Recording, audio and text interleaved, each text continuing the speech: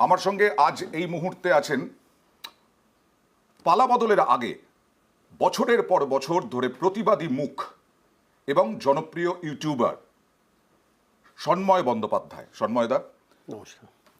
স্বাগত জানাই। আমি একটু প্রথমে জানতে চাই যে এই যে আমরা বলছি ভয় আউট ভরসা ইন, বারবার আপনারা বিরোধীরা বিশেষ করে আপনিও যে পুলিশ দলদাসের ভূমিকা পালন করেছে এত বছর ধরে, আমি সেই দিনগুলোর পুলিশের ভূমিকা জানতে চাইব। যেদিন আপনি প্রতিবাদী মুখ হয়ে উঠেছেন, তারপরে পুলিশ গ্রেফতার করেছে, সেই সময় পুলিশের ভূমিকা কী ছিল? অয়ন, প্রথমেই আমি একটা কথা বলি, সেটা হচ্ছে যে এই পরিবর্তনের সরকার না এলে আজকে আমার দিনটাও কি হতো আমি জানি না।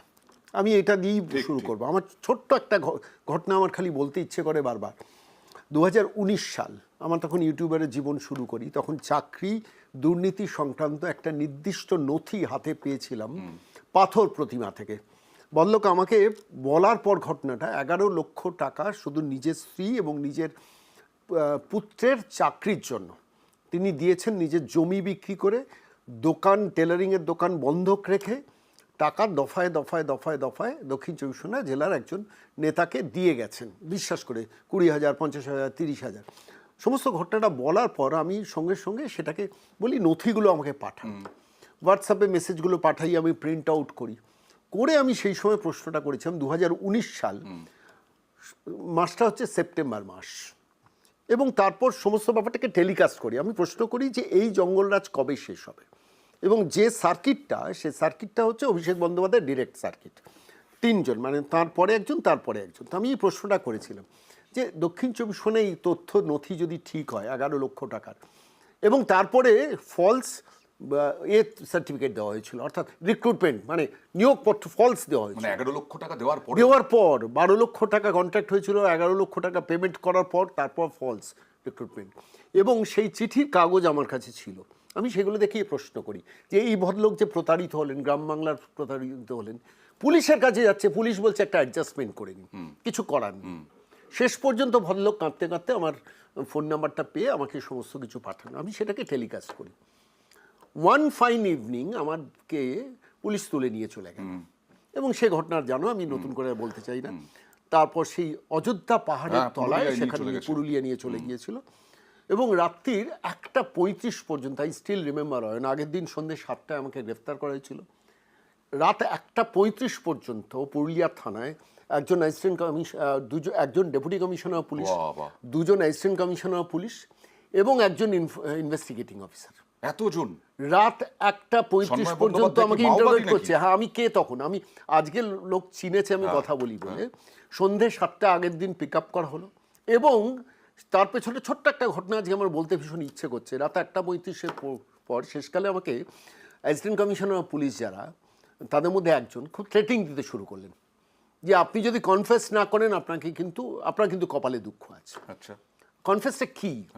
যে আমাকে সারেন্ডার করতে হবে যে এই পেপারসগুলো ফলস, ফেব্রিকেটেড। তো আমি বলেছি আমার হাতে ডকুমেন্ট আছে, আমি ডকুমেন্টের ভিত্তিতে কথা বলেছি, আপনারা ডকুমেন্টটা চেক করুন যে ঠিক আছে কিনা।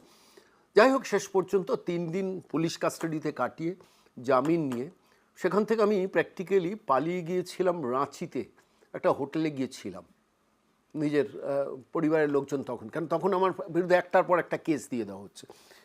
তো যাই হোক, শেষ পর্যন্ত আমি ফিরে এসেছিলাম, এসে ব্যাডলি ইনজিওর্ড ছিলাম। তোলার সময় ব্যারাকপুর পুলিশ কমিশনারেটের 3টে গাড়ি পুলিশ এসেছিল। আমি গুন্ডা ডাকাত, আমি কাউকে কোনোদিন থাপ্পড় কিলচড়ও মারিনি, গালিগালাজ তো ছেড়ে দাও। বাট আমাকে 100 মিটার নিয়ে যাওয়ার সময় 30, 35 কি 40টা মতো ঘুষি, থাপ্পড়, শেষকালে আমি মাটিতে পড়ে গিয়েছিলাম। এই ঘটনাটা ঘটেছিল। পরবর্তীকালে অ্যাসিস্ট্যান্ট কমিশনার পুলিশ, তিনি পানিহাটি জোনে ছিলেন, তার সঙ্গে একদিন দেখা করতে গিয়েছিলাম, মাস 3 বাদে অন্য একটা কাজ করেন। তিনি বলেছিলেন যে we are giving the instruction যে ওকে মারবেন না, পঙ্গু করে দেবেন। আচ্ছা, পঙ্গু করে দেবেন, ফিজিক্যালি হ্যান্ডিক্যাপ যাতে আমি হয়ে যায়। এবং সেই জন্যই খড়দা থানার পুলিশকে দিয়ে এটা করা সম্ভব নয় বলে ব্যারাকপুর পুলিশ কমিশনারেট থেকে বাছাই করা কিছু ফোর্সকে 3টে গাড়িতে পাঠানো হয়েছিল, একটা খড়দা থানার গাড়ি এসেছিল। এবং যখন আমি তখন একটা রেকর্ডিং করছি, আমাকে আচমকা তুলে প্রথমেই ঘাটটা ধরা হলো এইভাবে, আমি জীবনে কোনোদিন কল্পনা করতে পারিনি যে আমাকে ঘাড় ধরে পুলিশ তুলবে, কেন আমি তো বাধা দিইনি। ঘাড় ধরলো, তারপরে 2-3 জন দুদিক থেকে ধরলো, দমাদ্দম ঘুষি এইসব জায়গায় বিভৎস মেরেছিল। বিশ্বাস করো, মানে আজকের দিনে ভাবতে কষ্ট হচ্ছে জিনিসটা। এবং মাটিতে যখন পড়ে গিয়েছিলাম তখন এরম কলার ধরে তুললো, কলার বলতে ঘাড় ধরে তুললো, জামাটা ছিঁড়ে গেল, প্র্যাকটিক্যালি খালি গায়ে আমাকে খড়দা থানায় নিয়ে যাওয়া হলো, তারপর একটা জামা দেওয়া হয়েছিল, চটি নেই। পরবর্তীকালে একজন রাত্রির ভোর 4টের সময়, 3:40 না 4:40, তখন পুরুলিয়ার একটা গাড়িতে করে আমাকে তুলে নিয়ে যাওয়া হলো এবং নিয়ে অযোধ্যা পাহাড়ের দিকে যাওয়া হলো। আপনার কি মনে হয় ধর্মের কল বাতাসে নড়ে বলে আমাদের বাংলা একটা কথা আছে? আমি অয়ন বিশ্বাস করো, কাউন্সিলরটা মার খাচ্ছে, অয়ন বিশ্বাস করো, আমি এখনো এপাশ ফিরে শুতে পারি না, এদিক থেকে ওদিক ফিরে শুলে আমার কোমরের এখনো ব্যাডলি ইনজুর্ড। তুমি এখানে দেখলে বুঝতে পারবে সিচুয়েশনটা কি। তো পুলিশের যখন যাচ্ছি রাত্রিবেলা গাড়িতে, মানে ওই জিপের মধ্যে ভোর রাতে যাচ্ছি, ড্রাইভার ঘুমোচ্ছে, প্র্যাকটিক্যালি ঘুমোতে ঘুমোতে গাড়ি ড্রাইভ করছে সিচুয়েশনটা। এবং তখন আমি খালি, এরা বলছেন তাই তুমি মুখে জল দিয়ে নাও, এরকম সিচুয়েশন। তখন আমাকে পাশে যে 2জন পুলিশের লোক, একজনের হাতে ওই পিয়ানোর পুরোনো দিনের গাদা বন্দুকটা না মাঝে মাঝে এসে আমার এখানে ঠেকো দিচ্ছে, মানে ঘুমোচ্ছে না, ঘুমোচ্ছে, ওর কোনো দোষ নেই, ঘুমোচ্ছেন, ঘুমোতে ঘুমোতে মাঝে মাঝে সেটে, মানে তুমি বলো একজন সাধারণ হিউম্যান বিং এর মানসিক অবস্থা কি? আমার পরিবার জানেন আমাকে পুরুলিয়াতে নিয়ে যাচ্ছে, খড়দা থানায় যখন আমার পরিবার গেছে তাদের বলা হয়েছে যে থানায় নেই, অথচ আমাকে থানায় একটা ঘরের মধ্যে বসিয়ে রাখা হচ্ছে। মানে সাধারণ মানুষের কাছে এটা আতঙ্কেই শেষ হয়ে যাওয়ার। মানে আমি বলছি আমার মৃত্যুটা সেদিনকে অবধারিত ছিল, যদি না সেই সময় মিডিয়াতে পুরো ব্যাপারটা জানাজানি না হতো। আপনি বারবার এই স্টুডিওতে এসেছেন, তখন আপনি কংগ্রেস করেন, কিন্তু কংগ্রেসের সঙ্গে তৃণমূলের কোনো একটা আন্ডারস্ট্যান্ডিং হচ্ছে, কিন্তু আপনি মমতা বিরোধী ভয়ঙ্কর ছিল। দেখো আমার কাছে খুব একটা পরিষ্কার, সেটা হচ্ছে বাম সরকারের শেষের দিকটা দুর্বিষহ জীবনযাত্রা হয়ে গিয়েছিল মানুষের। আমি বাম সরানোর জন্য আমি বরাবর তখন মমতা বন্দ্যোপাধ্যায়েরই সমর্থক ছিলাম। এরা যে প্রাক্তন মুখ্যমন্ত্রী, তিনি ব্যক্তিগতভাবে আমাকে চিনতেন, আমি তার বাড়িতে যেতাম, আচ্ছা, হাত ভেঙে গেছে খাটের উপর বসে, আমি নিচে বসে, মানে আমার সেসব টুকরো টুকরো স্মৃতি আছে। সন্ময় বলে ডাকতেন। তখন সুনীল গাঙ্গুলি থেকে শুরু করে সঞ্জীব চট্টোপাধ্যায়, সাগরময় ঘোষের সব চিঠিগুলো উনি ব্যক্তিগতভাবে আমাকে দিয়ে পাঠাতেন, এই সম্পর্কটা ছিল। আমি ভদ্রমহিলাকে সাপোর্ট করতাম, যেটা পরিবর্তনের সরকার আসছে, যদি বাংলার কিছু উন্নতি হয় সেই জন্য। 2012-13 সালে বুঝলাম আরে তো সাংঘাতিক করাপশন ছেয়ে ফেলছে। আজকের যে করাপশন আমি কিন্তু সেই সময় থেকে টুকরো টুকরো দেখতে শুরু করি, যেহেতু আমি ইনার সার্কেলে ছিলাম, আমি দেখতাম। আমি কিন্তু তৃণমূল কোনোদিন করিনি, কিন্তু তৃণমূল কংগ্রেসকে সমর্থনটা করতাম। 2012-13 সালের পর থেকে বুঝলাম এ তো সাংঘাতিক, মানে এ মহিলা পশ্চিমবঙ্গের যা ক্ষতি করবে, এটা আমি 2013 সাল থেকে বলতে শুরু করি। ওভার দ্য জেনারেশন, মানে একটা জেনারেশন শেষ হয়ে যাবে, আরেকটা জেনারেশনের ক্ষতি হবে। তারপর at the end of the day যেটা পেলাম, যে 2012 সালে ব্রাত্য বসুকে বলা হলো যে আপনি যান, পার্থ চট্টোপাধ্যায় ঢুকলেন। চাকরি চুরির শুরু কিন্তু সেই সময় থেকে, আমরা অনেকে ভাবি 2022-23 না, 2013-14 থেকে চাকরি চুরির পরিকল্পনাগুলো হতো, খুব কাছ থেকে ব্যাপারগুলো দেখতাম। তারপরে 2019-এ ওই ঘটনাটা দেখার পর না আমি শিহরিত হয়ে গিয়েছিলাম যে কি কোন রাজত্বে বাস করছি। 11 লক্ষ টাকা একজন মানুষ তার হওয়ার পর ফলস সার্টিফিকেট আছে, আর সেটা নিয়ে আমি প্রশ্ন করেছি বলে আমাকে মারলেন, 3 দিন জেলে খাটলেন। মমতা বন্দ্যোপাধ্যায়, অভিষেক বন্দ্যোপাধ্যায়ের অবস্থা দেখে কি বলবেন? না, আমার খালি মনে হচ্ছে যে ওপরওয়ালা আছেন, দিল্লিতে বসে রয়েছেন, তার 14 জন হোক, 16 জন হোক, 20 জন হোক সাংসদ, তারা ভূপেন্দ্র যাদবের বাড়িতে বসে বলছেন যে আমরা এনডিএ ব্লককে সমর্থন করতে চাই, এনডিএ ব্লককে সমর্থন করতে চাই। তার মধ্যে কে আছেন? পার্থ ভৌমিক, অভিষেক বন্দ্যোপাধ্যায়ের দক্ষিণহস্ত ছিলেন, তাই তো? আজকে হাতে নাতে তো পাচ্ছেন। আমি বলছি এই জিনিসটা তো পেতে হতো না যদি তিনি একটু গণতান্ত্রিক পদ্ধতিতে, পরিবার থাকুক, সব রাজনৈতিক দলে পরিবার থাকে, তৃণমূলে থাকুক, কোনো অসুবিধা নেই, কিন্তু এই র্যাম্পেন্ট করাপশনটা এই স্তরে কেন যাবে বলো তো? 2022 সালের 22শে জুলাই মধ্যরাতে পার্থ চট্টোপাধ্যায় গ্রেফতার হলেন। পার্থবাবু 4 বার রাজ্যের তৎকালীন মুখ্যমন্ত্রীকে ফোন করেছেন, ফোনটা ধরেননি কেন? She new everything. ওই যে টাকার স্রোতটা, আমার একটা নির্দিষ্ট অ্যানালিসিস আছে, 2008-9 থেকে না চিটফান্ডের টাকাটা সরকারকে বর্ধিষ্ণু করেছে, ডেলোর বৈঠকেও সেটা প্রমাণিত হয়েছে। পরবর্তীকালে 2012-13 সালের পর শিক্ষা দুর্নীতিটা কিন্তু আসতে শুরু করলো। এর টাকাটা কিন্তু কালীঘাট পর্যন্ত পৌঁছতো, মানে আমি বলছি না 30B হরিশচাইজি রোডে পৌঁছতো, তখনও 128 না 118 শান্তিনিকেতন হয়নি, টাকাটা পার্টি বেনিফিটেড হতো। পার্থ চট্টোপাধ্যায়ের সঙ্গে মমতা বন্দ্যোপাধ্যায়ের সংঘাতটা বা অভিষেক বন্দ্যোপাধ্যায়ের সংঘাতটা তখন লাগলো যখন এই টাকাটা পার্টির কাছে আর পৌঁছচ্ছিল না, তখন থেকেই সংঘাত। পার্থ চট্টোপাধ্যায় রাত্রিবেলা কোন গাড়ি করে অর্পিতার বাড়িতে যেতেন, দক্ষিণ কলকাতার কোন পুলিশের ডেপুটি কমিশনার আকাশ মাগারিয়াকে তার গাড়ির পেছনে ট্র্যাক করতে বলা হয়েছিল, এবং সমস্ত নথি ইডির অফিসে রাজ্যের এখনও মুখপত্র তখনও মুখপত্রকে দিয়ে ইডির কাছে পৌঁছনো, সে বিস্তৃত ইতিহাস আমি জানি। সুতরাং they are being paid by their own coin, মানে তারা ডিভিডেন্ডটা পাচ্ছেন। এটা কতটা কঠিন বলতো 28 বছরের একজন সন্তানের জনক, মানে একটা দলের জন্য নিজে তৈরি করা দল। 1998 সালের 1 জানুয়ারি মেয়র রোডে বলেছিলেন যে আমি আউটডোরে থাকবো, সীতারাম কেশরীরা ইনডোরে থাকুন। সেইখান থেকে আজকে দল থাকবে কিনা তার হাতে, প্রতীক থাকবে কিনা প্রতীক থাকবে কিনা, তার থেকেও বড় কথা হচ্ছে টাকাটা থাকবে কিনা।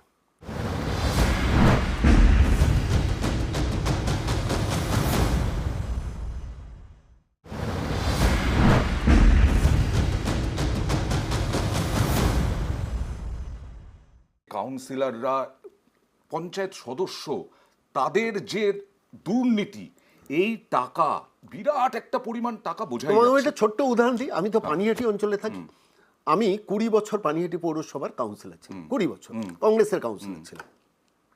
চোখের সামনে দেখেছি স্কুলের মাস্টারমশাই, কলেজের অধ্যাপক, ডাক্তার, তারা সমস্ত কাউন্সিলর একসঙ্গে বোর্ড মিটিংয়ে থাকতাম। তৃণমূল আসার পর 2013-র পর একটা ফেনোমেনাল চেঞ্জ হলো, যেটা নিয়ে আমরা কেউ কথা বলি না, সেটা হচ্ছে কাউন্সিলরশিপ বা রাজনীতিটা নেশা থেকে পেশাতে পরিণত হয়ে গেল।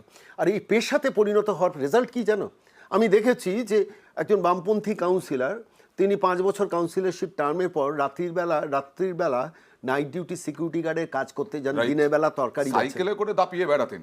আমি বলছি বামপন্থী কাউন্সিলর, তৃণমূলের কাউন্সিলর, তিনি, তার কোনো প্রফেশন নেই, তিনি কাতারে বিশ্বকাপ দেখতে গিয়ে ফেসবুকে ছবি ছাড়ছেন।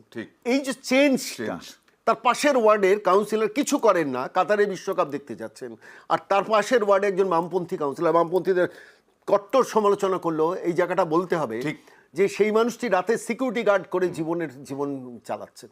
এই ফেনোমেনাল চেঞ্জটাই কিন্তু আলটিমেটলি মমতা বন্দ্যোপাধ্যায়কে খেয়ে নিল। মমতা বন্দ্যোপাধ্যায় আটকাতে পারতেন।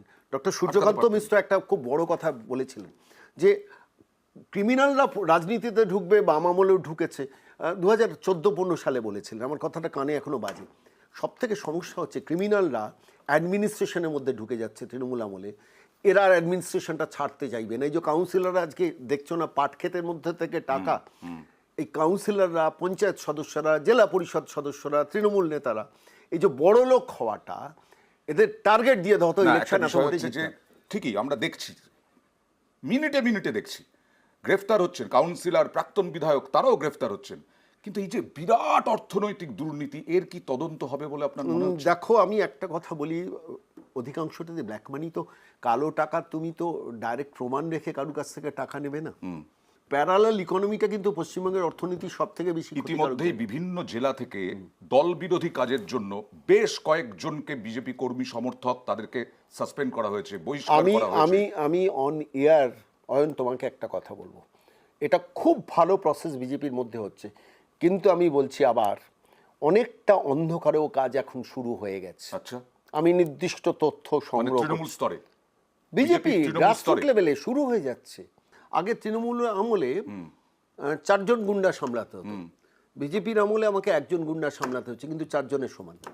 আচ্ছা, একজন ব্যবসায়ী বলছেন, তার মাল্টিপল ব্যবসা আছে এই 1 মাসের মধ্যে। হ্যাঁ, এইটা তো অবশ্যই লক্ষ্য রাখতে হবে। এবং এটা কি বিজেপির সর্বোচ্চ, আমি বলছি বিজেপির রাজ্য স্তরের নেতাদের মধ্যে একটা গুড ইন্টেনশনটা আছে, কিন্তু নিচের লেভেলটাকে এটা কন্ট্রোল করতে হবে, তা নাহলে কিন্তু কাল বাদে পরশু আবার একই জিনিস হবে। কারণ বেসিক্যালি ক্রিমিনালরা কি চাইবে, যে আমার প্রফেশন থাকবে না, আমি চাকরি করবো না, আমি ব্যবসা করবো না, আমি এমন কিছু করে খাবো যাতে আমাকে লোকে নেতা বলে মানে, আমি প্রচুর কোটি কোটি টাকা রোজগার করতে পারি, এরকম এই সিচুয়েশনটা বর্তমান সরকারকে কন্ট্রোল করতে হবে। কিন্তু মুখ্যমন্ত্রী তো বারবার আশ্বাস দিচ্ছেন, মুখ্যমন্ত্রী আটপোষ চেষ্টা করছেন। একটা 1 মাসের মধ্যে 33-34 দিনের একটা বয়সের সরকার যে গতিতে দেখাচ্ছিল, আমি তোমাদেরই একটা দেখছিলাম যে 13 তারিখ অমিত শাহ আসছেন আমুলের ভূমি পুজো করতে, এবার ঘটনাটা হচ্ছে এখানে কারা চাকরি পাবেন?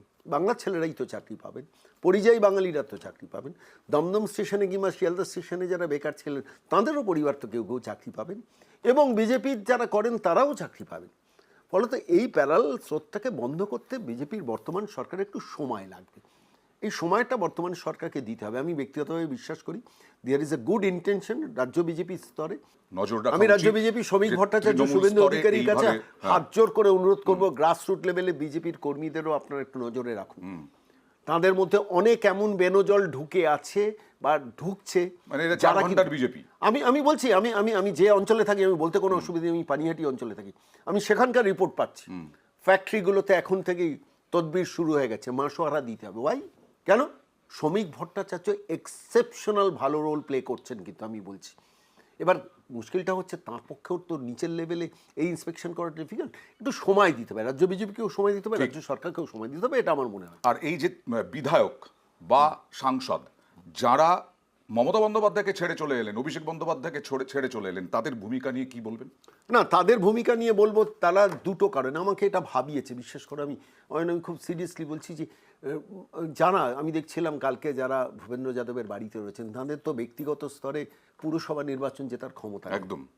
তাহলে তারা কোন রিস্ক নিয়ে মমতা বন্দ্যোপাধ্যায়কে ছাড়ছেন? এটা তো অস্বীকার করে লাভ নেই। মমতা বন্দ্যোপাধ্যায় সরকার থেকে চলে গেছেন, কিন্তু ভোটটা মমতা বন্দ্যোপাধ্যায়ের নামেই হতো।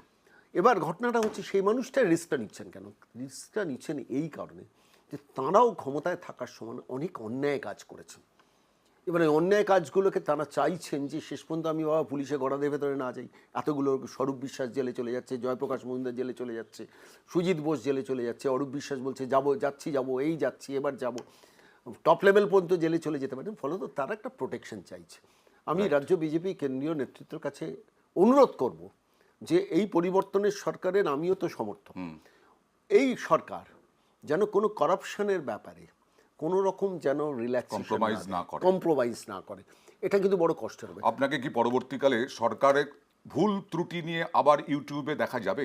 আমি সরকারকে একটু সময় দিতে চাই। আচ্ছা, একটা জিনিস ভাবতে হবে, শ্রমিক ভট্টাচার্য তিনি রাজ্য বিজেপির সভাপতি, তিনি তো শিল্পমন্ত্রী নন, কিন্তু শিল্পপতিদের সঙ্গে কোঅর্ডিনেট করার জন্য শিল্পমন্ত্রী ভূমিকা পালন করছেন বারবার।